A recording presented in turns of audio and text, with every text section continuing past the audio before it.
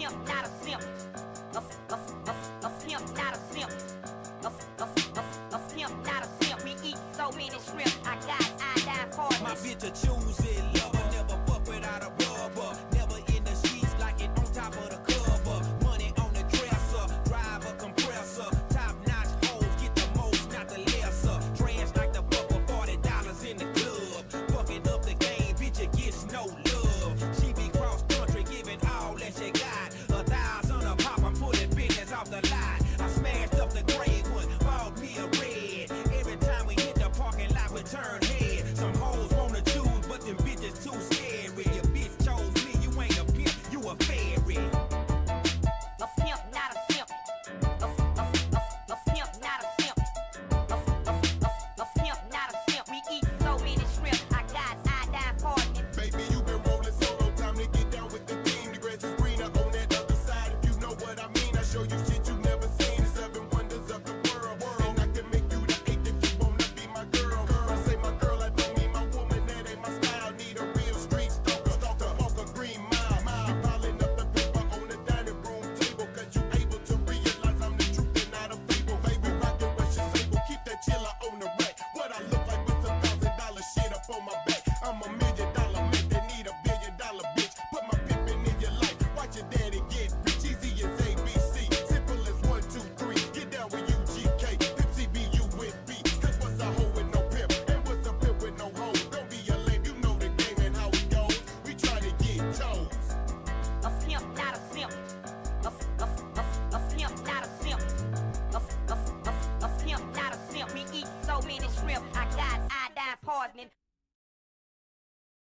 Hello, everybody. It is Arty of Arty's Corporate Fiction. How are you guys doing? It is me, Arty, along with Maik. We're just I'm having a quick live stream. I don't think it's going to be that long. I just want to watch Law and Crime Network's review of the Diddy indictment. We're definitely going to find out whether Diddy did it or if Diddy didn't do it. But yeah, it's going to be not pretty, probably. Yeah, true. Long crime, Diddy. Oh, ew. What the hell is this ad? Oh my god. All right, I'm switching to my other account.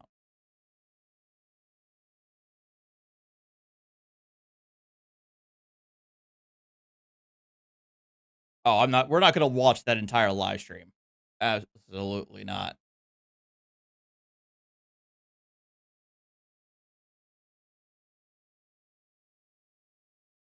Oh, what?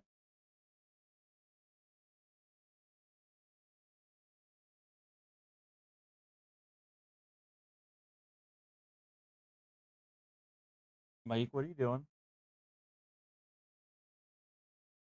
What are you doing? Are you knocking stuff off the table? Off the desk? I think he is. Mike, what are you doing?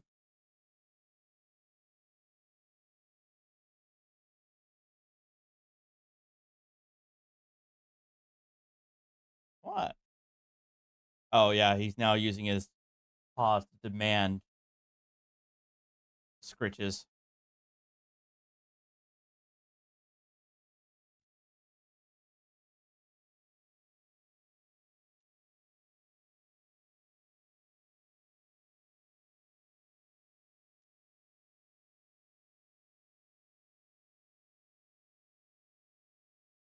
Okay.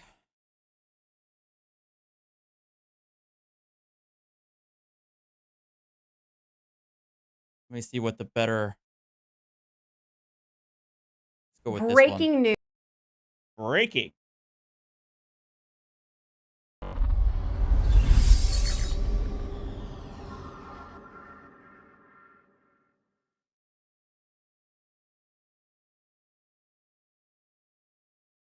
All right. let's see what's happening here. News. Sean P. Diddy Combs has been arrested and indicted on federal charges. The disgraced music icon has faced startling allegations for months of rape, sexual assault, physical abuse, gun trafficking, and drug trafficking. On Monday evening, he was indicted by a grand jury in New York. He was taken into custody in Manhattan, where he's been for the last week in anticipation of these charges. Now, the charges haven't been made public just yet. In fact, the indictment was sealed. But according to the New York Times, a person familiar with the prosecution says they believe Diddy faces charges of racketeering and sex trafficking. Diddy's legal team said they were disappointed with the decision to prosecute, but mentioned their client has been cooperative with law enforcement. A statement from his legal team reads, quote, Sean Diddy Combs is a music icon, self-made entrepreneur, loving family man, and proven philanthropist who has spent the last 30 years building an empire, adoring his children, and working to uplift the Black community. He is an imperfect person, but is not criminal. To his credit, Mr. Combs has been nothing but cooperative with this investigation, these charges. Please reserve your judgment until you have all the facts. These are the acts of an innocent man with nothing to hide, and he looks forward to clearing his name in court. All this comes about 6 months after 2 of Diddy's homes were raided by federal investigators back in March. Then we couldn't confirm Diddy was the target of the Homeland Security raids or what information the feds collected. Most of what we know came from the 5 civil suits with a series of shocking allegations ranging from the 90s until now. Multiple people alleged Diddy raped them, drugged them, and recorded all of that. We can't confirm it just yet, but it was likely those civil lawsuits that led up to the federal investigation and later Diddy's arrest. This is breaking news that is constantly developing, so stay with Law and Crime for all the latest updates.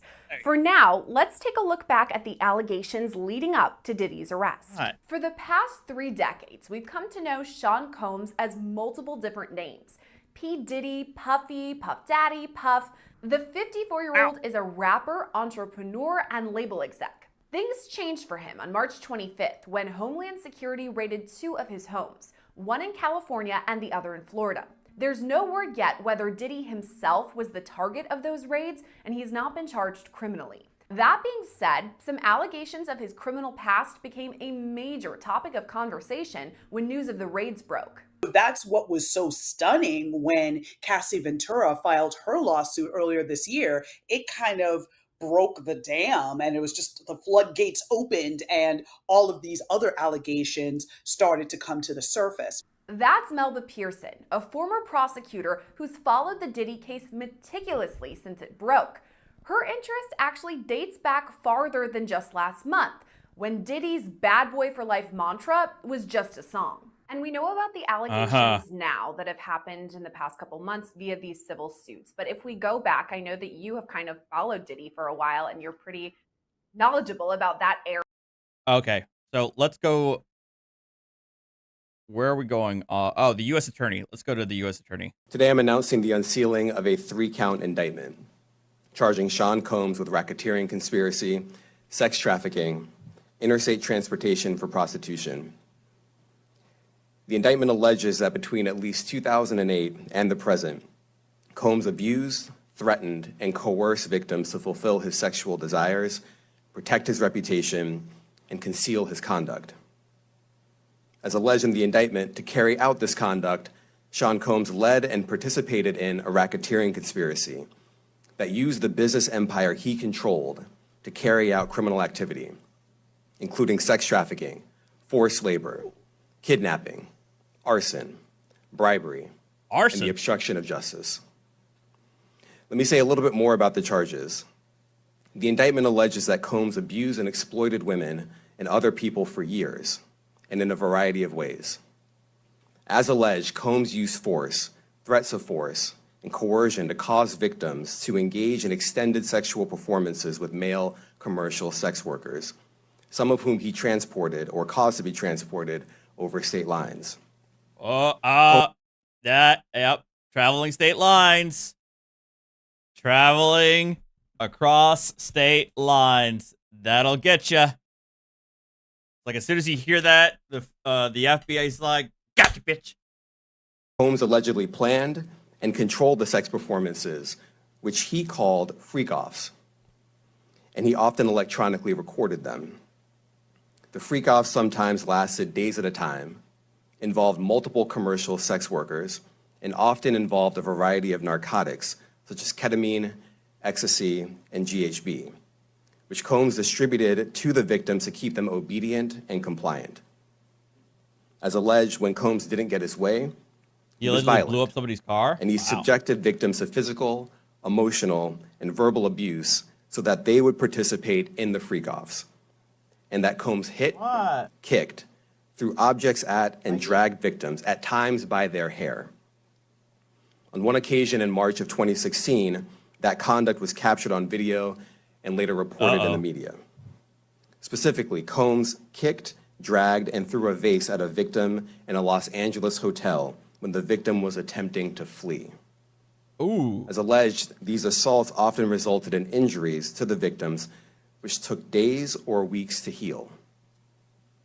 In addition to the violence, the indictment alleges that Combs threatened and coerced victims to get them to participate in the freak-offs. He used the embarrassing and sensitive recordings he made of the freak-offs as collateral against the victims. Nope, stop chewing. And the indictment alleges that he maintained control over the victims in several ways, including by giving them drugs, by giving and threatening to take away financial support or housing, by promising them career opportunities, by monitoring their whereabouts, and even by dictating their physical appearance. Because of all of this, the indictment alleges that the victims did not believe they could refuse Combs without risking their security or facing more abuse. The indictment also alleges other acts of violence undertaken by Combs and others, including violence against witnesses to his abuse, kidnapping, and arson. The indictment alleges that on more than one occasion, Combs carried or brandished firearms to intimidate and threaten victims and witnesses. Now, Combs did not do this all on his own. As I mentioned, Combs has been charged with RICO conspiracy. He used his business and employees Remember, it's never RICO until it's RICO. of that business and other close associates to get his way. Those individuals allegedly included high-ranking supervisors in the business, personal assistants, security staff, and household staff. The indictment alleges that those individuals facilitated the freak-offs. They booked the hotel rooms and stocked them with the supplies, including drugs, baby oil, think of it as 39 personal lubricant, extra linens, and lighting. Oh. When the hotel rooms got damaged, they helped clean it up. They arranged for victims and commercial sex workers to travel for the freak-offs, and they delivered large quantities of cash to Combs to pay for the commercial sex workers. The indictment also alleges that they helped Combs cover up his crimes. During the March 2016 incident at the LA hotel that I mentioned earlier, a member of the hotel security staff intervened, and Combs attempted to bribe the staff member with a stack of cash to make sure that what happened was kept quiet. And as the indictment alleges, in late 2023, after public allegations were made about Combs' crimes, he and others pressured witnesses and victims to stay silent, including by making phone calls to witnesses and victims and giving them a false narrative of what they had experienced. And as alleged, Combs used others to help conceal his abuse by monitoring and preventing victims from leaving a location in order to hide their injuries. Or Security, think about the 17 months. What did he do? Yeah, that's a good question. by locating and contacting a victim who had attempted to flee. Witness tampering. As part of this investigation, in March of this year, special agents from HSI executed search warrants at Combs' residences in Miami and Los Angeles. Yeah, They also executed a warrant for Combs' electronic devices. During those searches, agents seized evidence of the crimes charged in this indictment. They seized firearms and ammunition, including 3 defaced AR-15s and a large capacity drum magazine.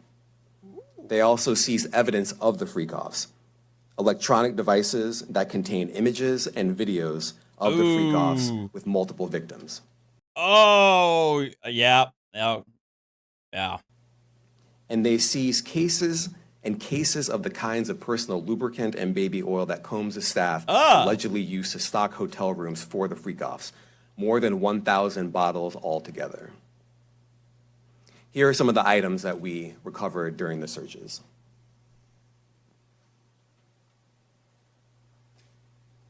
As you can see here, this is a drum magazine, large capacity, and it contains, I believe, 59 rounds. I mentioned as well, we recovered 3 AR-15s. This is a close-up shot of one of the AR-15s, and you can see right here, the serial number has been thoroughly defaced. Another picture of more ammunition and parts of 2 AR-15s right there. Now, I want to be clear about 2 things. First, this office is determined to investigate and prosecute anyone who engages in sex trafficking, no matter how powerful or wealthy or famous you may be. No one should doubt our commitment on that. A year ago, Sean Combs stood in Times Square and was handed a key to New York City. Today, he's been indicted and will face justice in the Southern District of New York. Second, we are not done. This investigation is ongoing, and I encourage anyone with information about this case to come forward and to do it quickly. Anyone with information can call 1-877-4-HSI-TIP. I want to express my deep appreciation for the victims and witnesses who have used their voices and helped bring this criminal conduct to light. We would not be here without them. I also want to thank the dedicated case agents on the HSI Trafficking in Person Squad in New York. They have been with us since day one and have worked tirelessly on this investigation. They will continue to be invaluable partners to us. I also want to thank the incredible agents and analysts from SCNY who have also provided tremendous assistance on this case. I'm deeply grateful for their continued work. And finally, I want to thank the outstanding career prosecutors from SCNY who are handling this case. Meredith Foster, Emily Johnson, Chrissy Slavic, Madison Smizer, and Mitzi Steiner, and their supervisors, Jamie Backleeper and Jacqueline Kelly. They are members of the Civil Rights Unit in our criminal division. We created the Civil Rights Unit when I became U.S. Attorney. I'm deeply proud of their work on this and so many other cases. I'll now take some questions. Aaron Katursky, ABC. Thanks, Nick. Damian, thanks. The indictment describes aggressive, open, violent, hedonistic abuse that you say was recurrent and widely known. Why did it take law enforcement so long to intervene? How many women were victimized by Sean Combs? And Stupid ass question. Here's the thing. Putting together, especially a RICO case, takes a lot of time. And unfortunately, because it takes a lot of time, that does mean that there could be more victims more people that are made victims while they're building the case. This thing is, and this is how the feds operate generally. They want to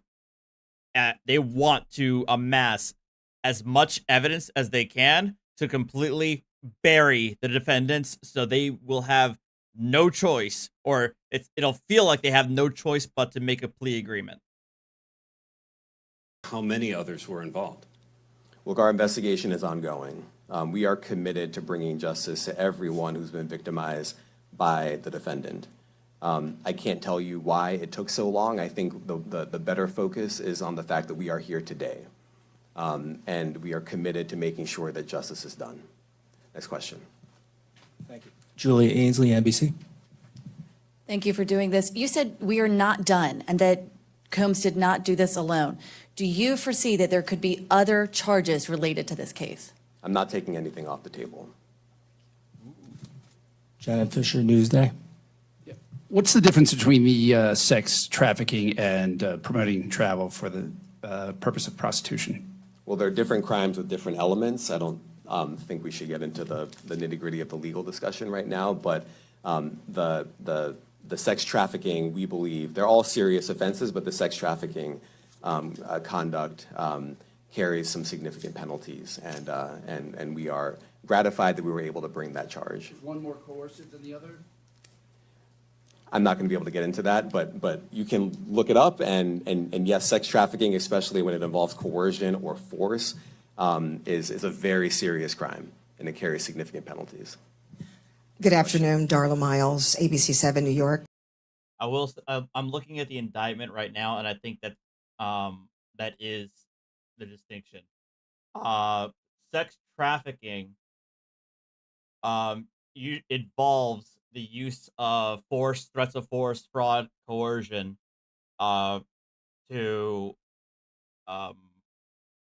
engage in commercial sex acts, obviously across state lines.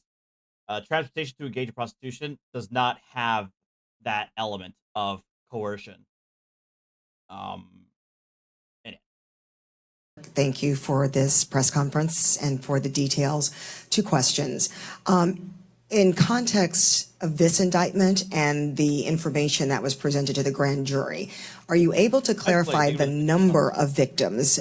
It's mentioned plural in the indictment, but can you specify the number of victims just for this particular indictment? And secondly, can you provide details about the alleged arson? Unfortunately, I'm not able to provide either. The number of victims, you are correct. We are intentional in saying multiple.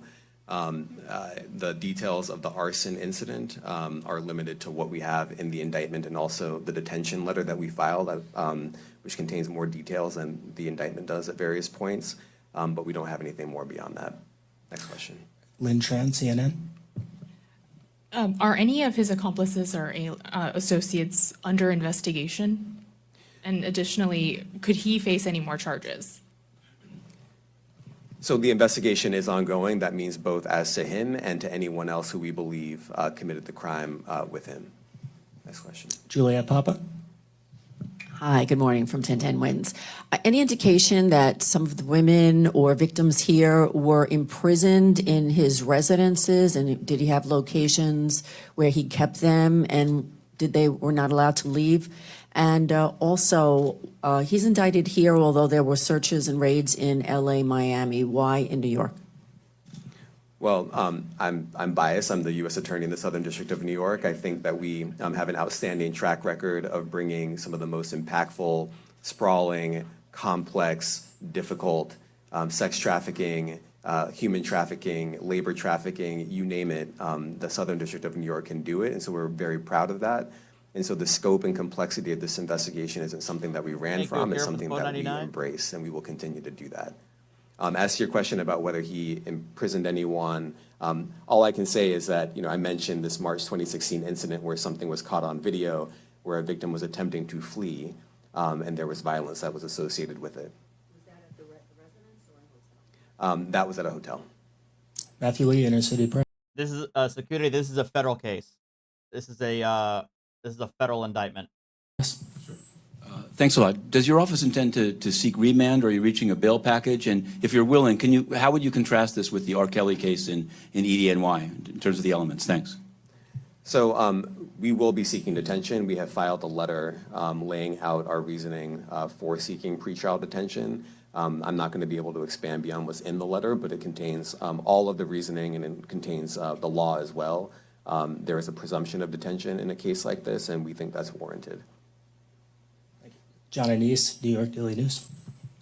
Thank you. I was hoping to get some more detail about the searches of his residence, the guns, the cases of lubricant, and the videos. Where were they found amongst his residents? Were they all scattered around the houses in one place? I kind of wanted to just get a better picture of how that stuff was found. Well, look, I think that some of the details that you're seeking are in the detention letter. So, for instance, some of the AR-15s, 2 of the 3 defaced AR-15s were found in his bedroom closet in Miami, broken down into parts, along with magazines, with ammunition loaded in them. So some of that detail is in the detention letter. Beyond that, I'm not going to be able to get into where other items were stored. Ben Kochman, Post. Hey, thanks for doing this. Your office was the office that had been prosecuting Jeffrey Epstein before he died in custody. I have not read your detention memo yet. It's the first thing I'm going to do after this ends. But does the memo address, or is your office concerned with Combs's safety in custody, given what happened with Epstein? So we are concerned with anyone's safety whenever they are detained prior to trial. It's part of our obligations to keep people safe as well. It's part of the criminal justice system. So, but I do not draw any sort of connection between Jeffrey Epstein's suicide and what may or may not happen to any other defendant while they are detained pre-trial. And of course, the decision whether to detain the defendant will be up to a judge. Our position is that pretrial detention is warranted under the law and based on the facts of this case, and I'll leave it at that. Are some of the prosecutors on this case some of the same prosecutors that had been handling that, or that worked on the Maxwell case? So I'm not going to get into the staffing. I will say that this team, this group of AUSAs, this incredible group has been working on this case around the clock, and they've had their hands full. Next question. Gus Rosendale, NBC News. Good morning, sir. Combs' attorney said that his client has been cooperative with investigators. He said that this morning. I was wondering if you would have a reaction to that. Let me just say this. I think that generally with increasing frequency, the word cooperative or cooperating has taken on tremendous elasticity and no longer really bears any relation to what the word means when we use it in a very specific context. Define cooperating. Responding to lawful process and the like does not qualify as cooperation when we use that term here. Mike Sisak, AP. Thanks. To that end, was there any discussion of Mr. Combs surrendering? I understand he was taken into custody at a hotel in Manhattan last night, and maybe that wasn't the plan. Can you elaborate on how that came about and why that was? I'm not going to be able to get into any sort of operational details as to how he was taken into custody and when. He is in custody right now. He will be appearing in court later today. Was there any discussion of him surrendering, given they claim he's cooperating? I'm not going to be able to get into law enforcement tactics or operations.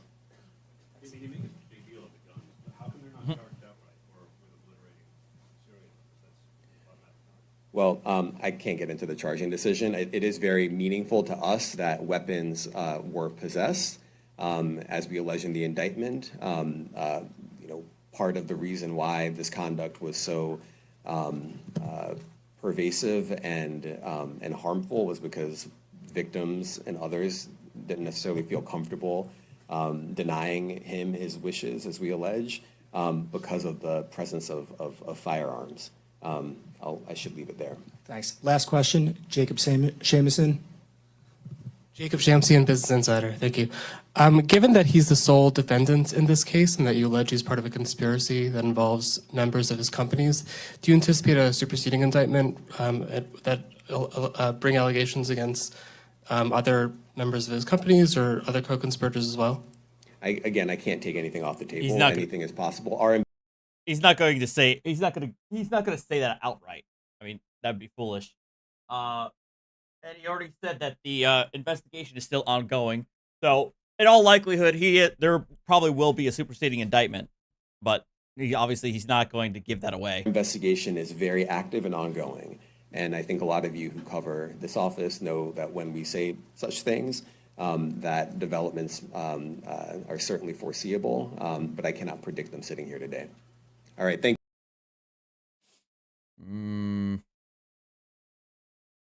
They show him in court? I doubt it.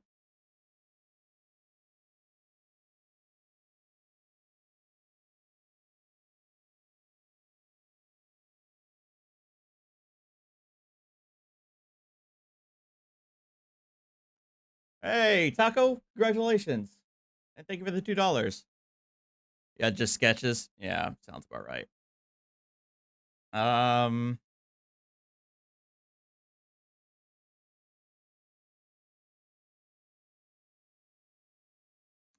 This will be the last one, looks like.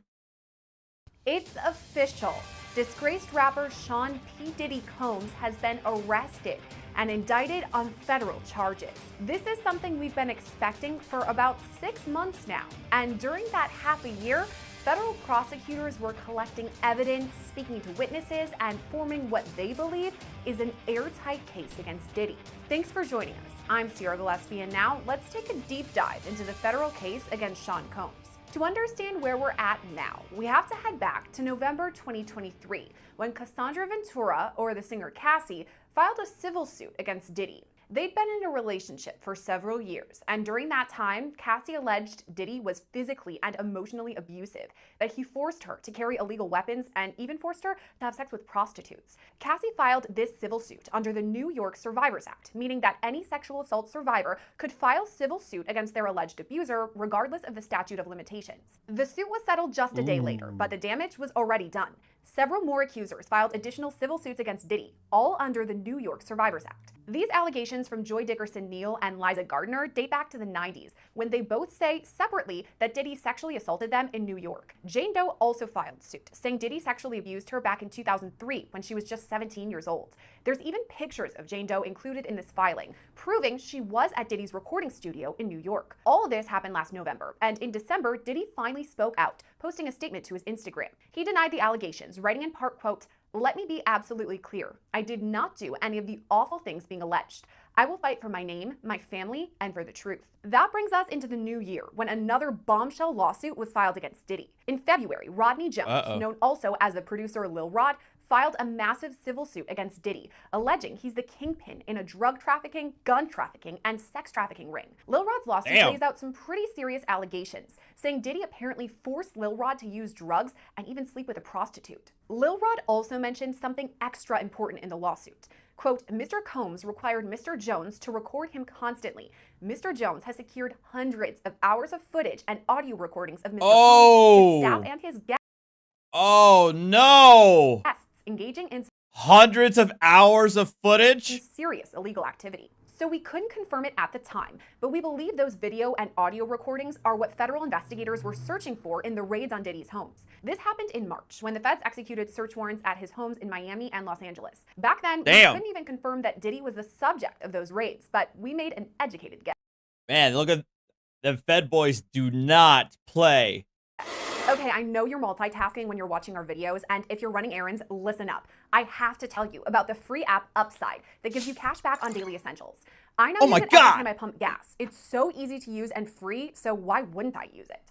All you have to do is download the Upside app and claim an offer for whatever you're buying. So you pay as usual and then just follow the steps on the app to get paid. It's that simple. To find out how much you could earn, click the link in the description to download Upside or scan the QR code on the screen and use our promo code LCNews to get an extra 25 cents back on every gallon on your first tank of gas.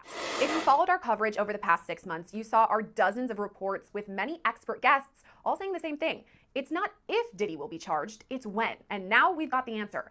On September 16th, Diddy was arrested and taken into custody after being indicted on 3 federal charges: racketeering conspiracy, sex trafficking by force, fraud, or coercion, and transportation to engage in prostitution. The indictment was unsealed on Tuesday, giving us a better look at Prosecutor's case. The charging documents come out swinging, starting right away, saying that for decades, higher than that, Diddy Taco, abused, threatened, and coerced women and others around him to fulfill his sexual desires, protect his reputation, and conceal his conduct. To do so, Combs relied on the employees, resources, and influence of the multifaceted business empire that he led and controlled, creating a criminal enterprise whose members and associates engaged in and attempted to engage in, among other crimes, sex trafficking, forced labor, kidnapping, arson, bribery, and obstruction of justice. And that's just the tip of the iceberg when it comes to the federal case against Diddy. If we look at the timeline, federal prosecutors have had the past 6 months to create a case against him. So to get an idea of what prosecutors have up their sleeves, we sat down with former federal prosecutor Gene Rossi. This is a case we've been covering for about 6 months now, when those federal raids were performed on 2 of Diddy's homes.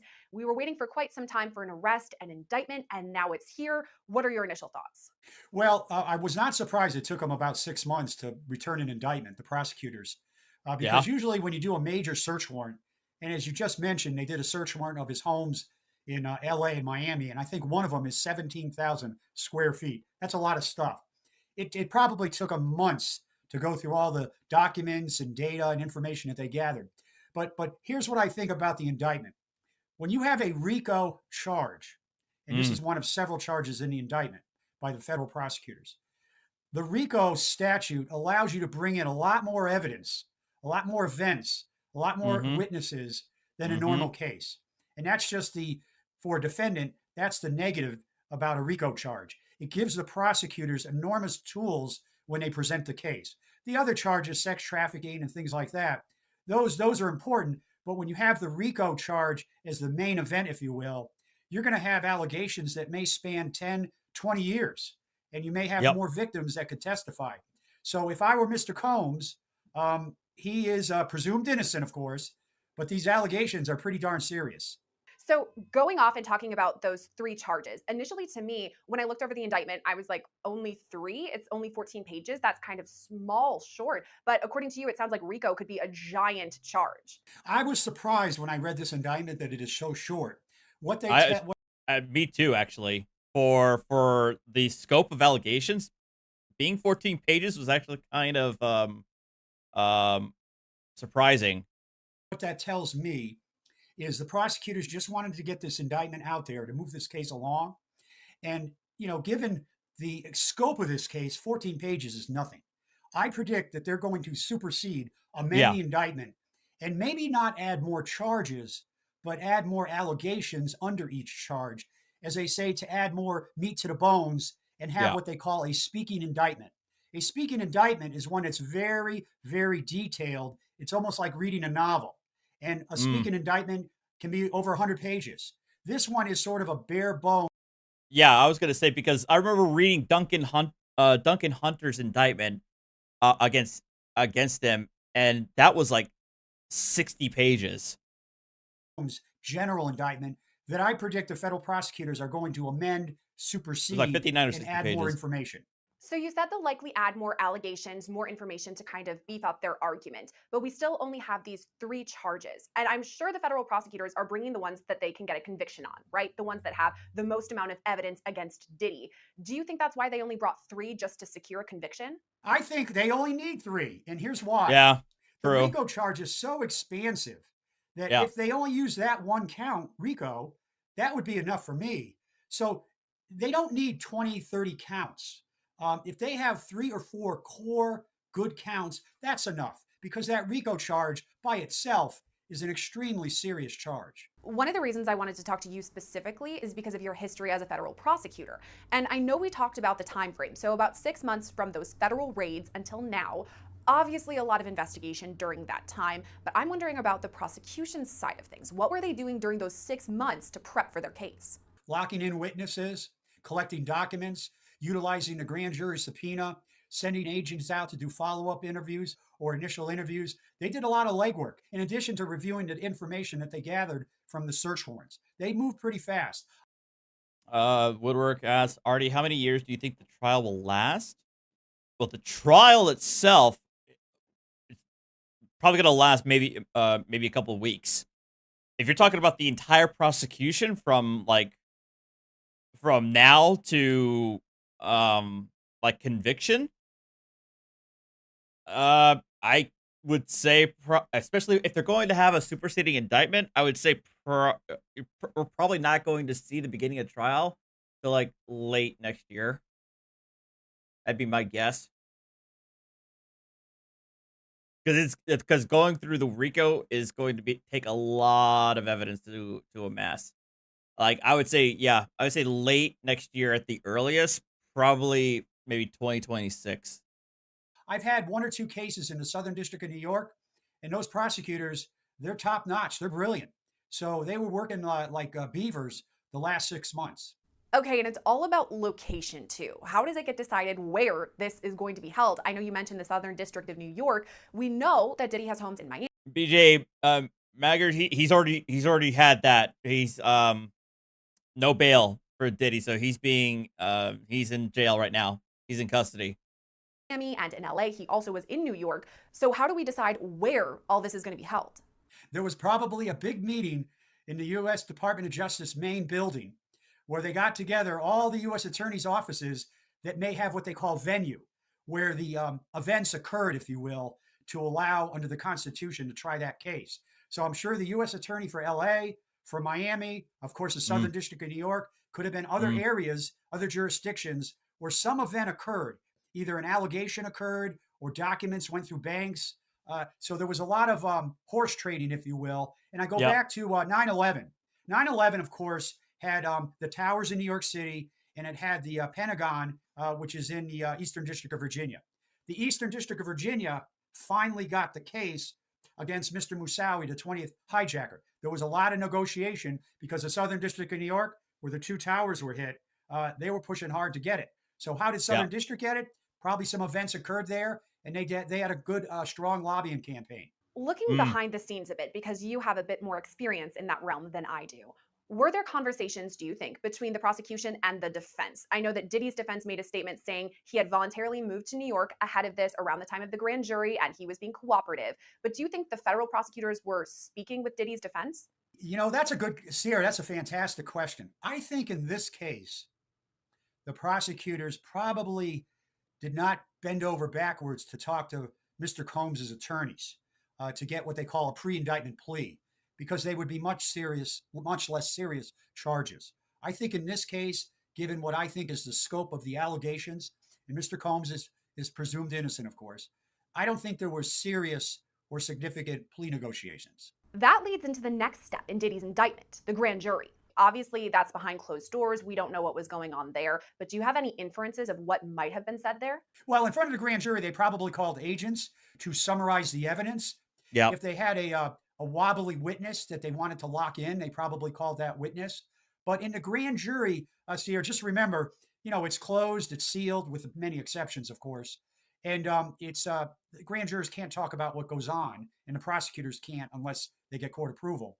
But they were probably, gathering evidence with subpoenas, grand jury subpoenas, putting in certain witnesses, probably just summary agents, because you don't have to call every witness before a grand jury.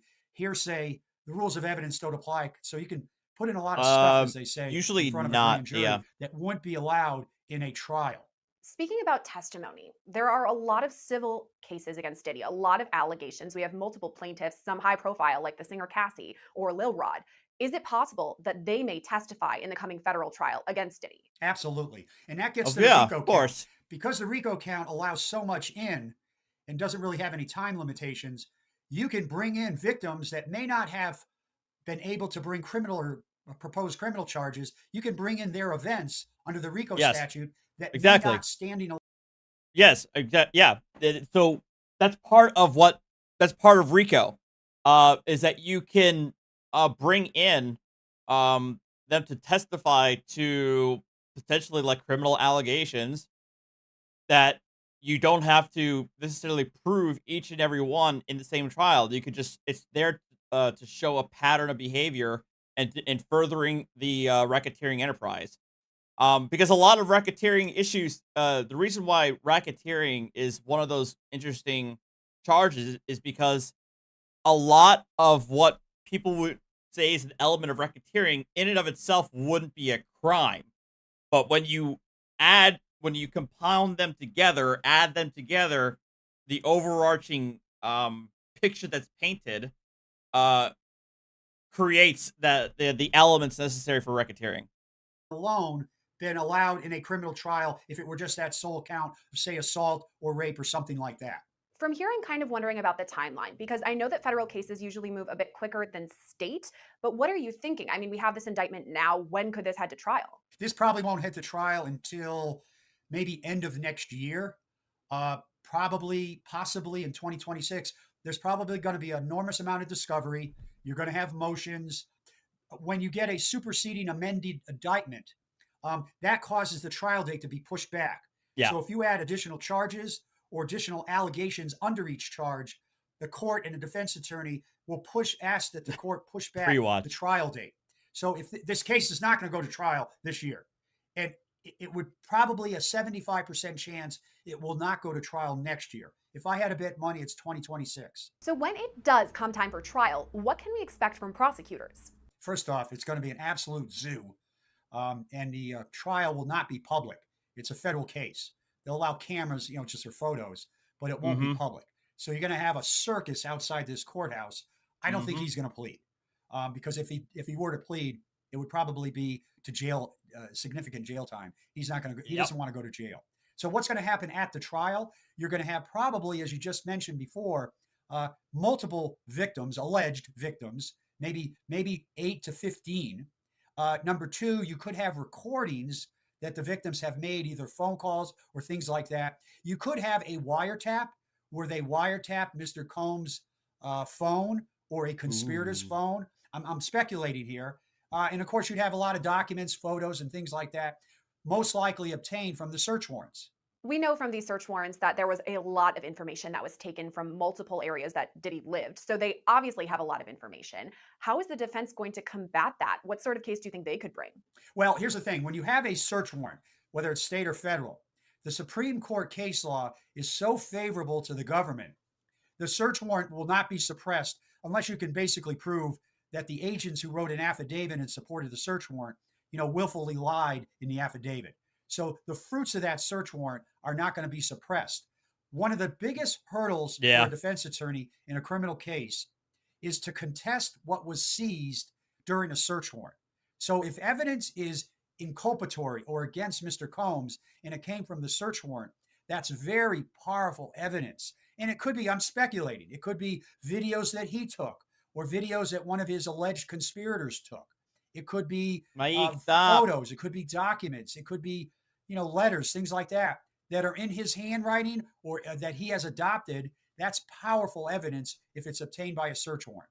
Talking about Diddy himself, we really haven't heard that much from him since these allegations broke way back in November of last year. He made one small statement and then he made one video after that video of him abusing Cassie was released. But other than that, we haven't heard much from Diddy. I'm wondering if and when this comes time for trial, if he would decide to testify and maybe take the stand. I don't know all the evidence, but it would be no shot. I don't think he would testify. It'd be a bad idea. I have no idea, Idol, but thank you for the $2. From what I know, just from the indictment and the news, I think it would be a big mistake for him to take the stand. Yeah. It's a big risk. Whenever you put your client on the stand, and I've done that in a criminal case, you are exposing yourself to cross-examination. And it sounds like a simple comment, Sierra, but cross-examination by a prosecutor is a very powerful tool. And if it goes their way, the jury gives a lot of weight to that cross-examination. I've experienced that. We don't know entirely what either side has as far as their case, and I'm sure they're going to be preparing for months, if not more than a year moving forward. But just from what we know right now, do you think the prosecution has a strong case against Diddy? He's presumed innocent. I'm going to repeat that again. I think they have a significant case based on the allegations that I've read, and that's in the indictment. Just allegations, but they have to be proven beyond a reasonable doubt. So they can write whatever they want in the indictment, but when you go to trial, you do not put an exhibit sticker on an indictment. You do not put an exhibit sticker on an indictment. It means nothing. All it does is allow that prosecutor to stand up and say to the jury, Gene Rossi for the United States, or, Miss or Mr. Prosecutor for the United States. We know that there was a lot of legwork already with the 6 months from the raids until now, and we're talking about this timeline that could span into 2026. So to me, it sounds like prosecutors' work is just beginning. They have kind of a long road ahead of them. Oh, Sierra, these prosecutors, I'm sure there are probably 3 or 4. Their next year will be consumed by this case. Every day they wake up, Saturday, Sunday included, and holidays, they'll be thinking and or working about this case. As far as a potential conviction, obviously down the line, and as you said, Diddy is presumed innocent, but if there is a conviction, what sort of sentence could he face? Multiple years behind bars? Under the sentencing guidelines, which are not binding on a court, he's looking at significant time.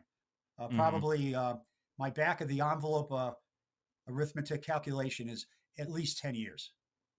At least. This is a very significant indictment. You obviously... My gut was thinking like 20 years. Have a high-profile defendant, and when it goes to trial, it's going to be quite a spectacle. Diddy was taken into custody Monday night, but maintains his innocence. A statement from his legal team reads, quote, Sean Diddy Combs is a music icon, self-made entrepreneur, loving family man, and proven philanthropist who has spent the last 30 years building an empire, adoring his children, and working to uplift the Black community. He is an imperfect person, but is not criminal. To his credit, Mr. Combs has been nothing but cooperative with this investigation, and he voluntarily relocated to New York last week in anticipation of these charges. Please reserve your judgment until you have all the facts. These are the acts of an innocent man with nothing to hide, and he looks forward to clearing his name in court. We're still in the early stages of the case against Diddy, so expect more updates on the way. When those new developments do come down, we've got you covered with the latest. So, the biggest issue that he's going to be faced with is the audio and video evidence that I'm sure they're going to bombard Diddy and his defense team in preliminary hearings. They're gonna have to work really hard to try and get a lot of that thrown out, but who knows?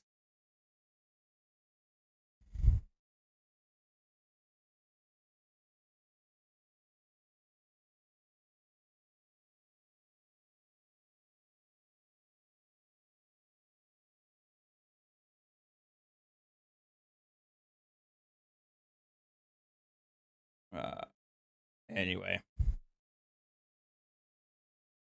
I think that's really where we're gonna call it. I mean, it sounds like it all sounds like the Tate allegations. Yeah. In other news, Israel blew holes in the sides and heads of several Hezbollah members today with some wild Mossad madness. That is just wild. Dalton, oh gosh. I think the last thing I heard was that they held a meeting without her again.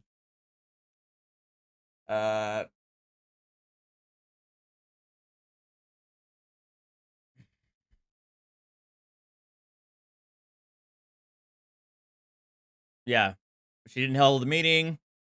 New at 10, a chaotic meeting of trustees in South Suburban Dalton. There are questions about following protocols in hiring, and now the village needs to find a new bank. Our Jermont Terry has the latest chapter of Dalton's dysfunction.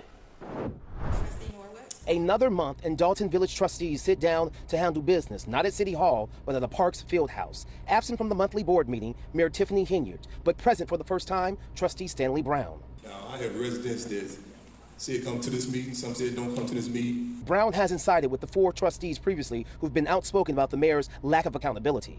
I'm not here jumping ship, I never was on the ship to jump a ship. Always been here. Earlier this month, Trustee Brown did leave when the mayor continued on with a board meeting despite not having enough trustees to do so. The city attorney making it clear any action taken wasn't legal. And that meeting, Henyard appointed a new village manager. It's our legal opinion that the mayor failed to follow the municipal code. Yet Thursday night, the board made it clear they never approved the hiring of a new village manager, adding since Keith Freeman, the current village manager, was indicted for falsifying his income taxes for a bankruptcy filing and now working with the federal investigators, Freeman is now doing his job. We are able to get things done. Yeah. Well, I wonder why. It's because he turned state's evidence. He flipped. Keith Freeman is finally doing the right thing, and he's protected by the Whistleblowers Act.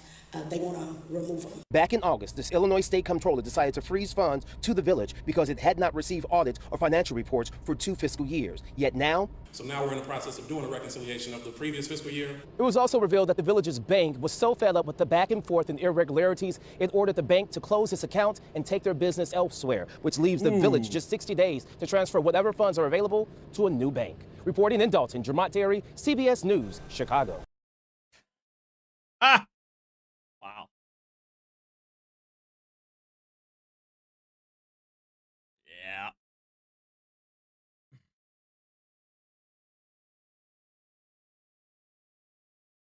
Mm-hmm.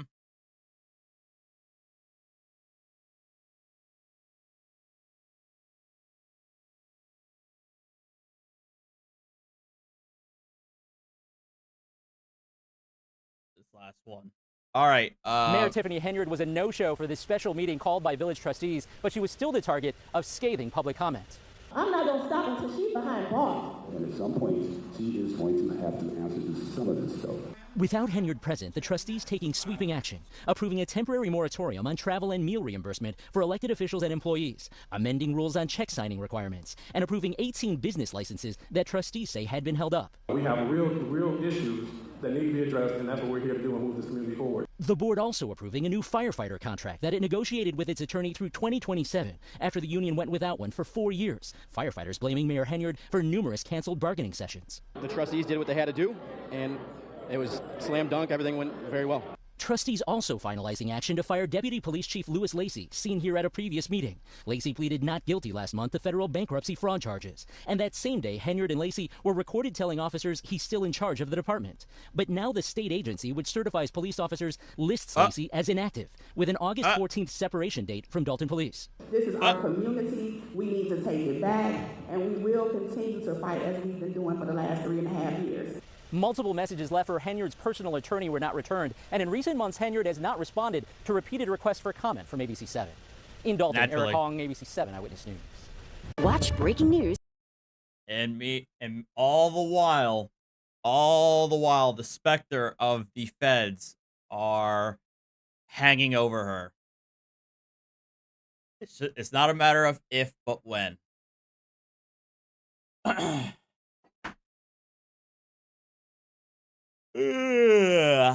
All right, boys and girls, thank you all for watching. I need to figure out what I'm gonna eat for dinner. I also need to go give Winston his medication as well. But I want to thank you guys for hanging out with me. Always appreciated. And www.artysmerch.com. I kind of tweaked the website so it's a little more, accessible to people. But we are running. It sounds like I just got an alert that we are running low on, I think, the t-shirts. Yeah, I think we're running low on the t-shirts. So, make sure you see what you can get before they're sold out. All right, bye guys. Have a good night. See ya. Adios.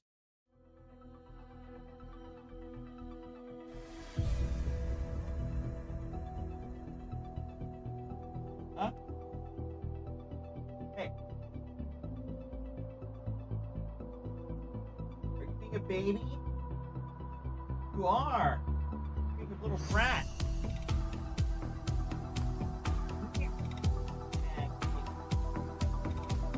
Back.